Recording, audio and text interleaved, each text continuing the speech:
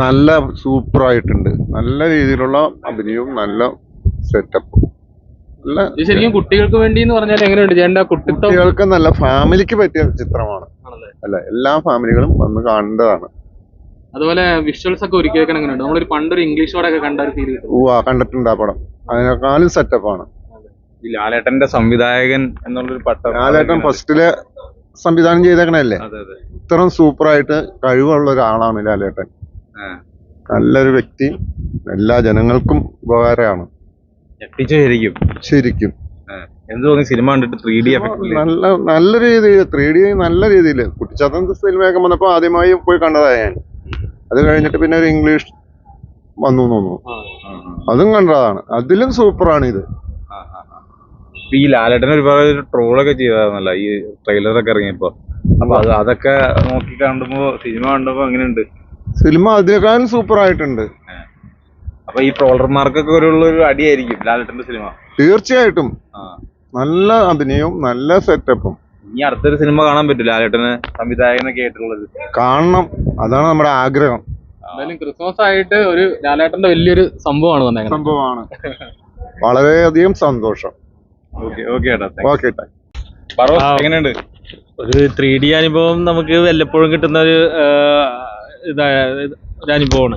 ഇപ്പൊ AR ശേഷം നമ്മുടെ ലാലേട്ടൻ ആദ്യമായിട്ട് സംവിധാനം ചെയ്യുന്ന ഒരു ചിത്രം, പിന്നെ അതിലുപരി കുട്ടികൾക്ക് വേണ്ടി നിർമ്മിച്ചൊരു ചിത്രം മുതിർന്നവർക്ക് എങ്ങനെ എഫക്റ്റ് ചെയ്യും എന്നുള്ളത് നമുക്ക് നോക്കിക്കണ്ടത്. തീർച്ചയായിട്ടും കുട്ടികളെ പോലെ തന്നെ മുതിർന്നവർക്കും കണ്ട് ആസ്വദിക്കാൻ പറ്റിയ ഒരു അവധിക്കാല ക്രിസ്മസ് ചിത്രം തന്നെയാണ് ബറോസ്.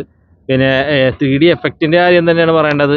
നമുക്ക് മറ്റുള്ള ഇപ്പോൾ AR ആയാലും മൈഡിയർ കുട്ടിച്ചാത്തനായാലും അങ്ങനെയുള്ള 3D അനുഭവങ്ങൾ നമുക്ക് മൈഡിയർ കുട്ടിച്ചാത്തൻ നമുക്ക് മുതിർന്നവർക്ക് വേണ്ടി രണ്ടാമതും അത് ഉണ്ടായപ്പോൾ നമ്മളെല്ലാം കണ്ടതാണ്.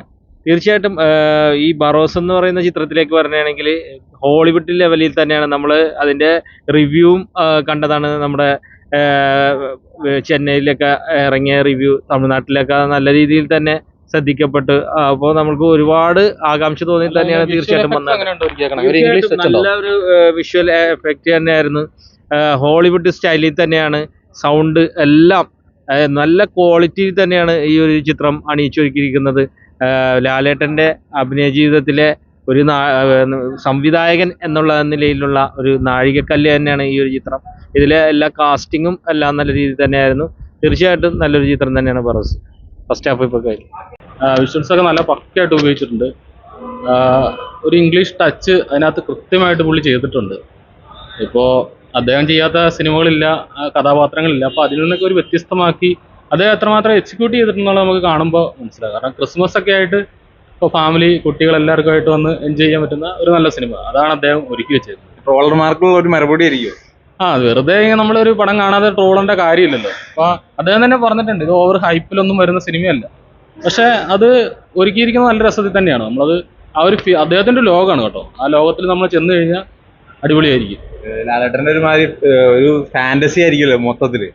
ഫാന്റസി ആണെങ്കിലും അതിനകത്ത് ഇമോഷൻസ് വരുന്നുണ്ട്. ഇമോഷൻസ് പക്കയായിട്ട് ചെയ്തിട്ടുണ്ട്. പിന്നെ വിഷ്വൽ ഗ്രാഫിക്സ് 3D പക്കയാട്ടോ. അതിനകത്തൊന്നും ഒരു കോംപ്രമൈസ് പുള്ളി ചെയ്തിട്ടില്ല.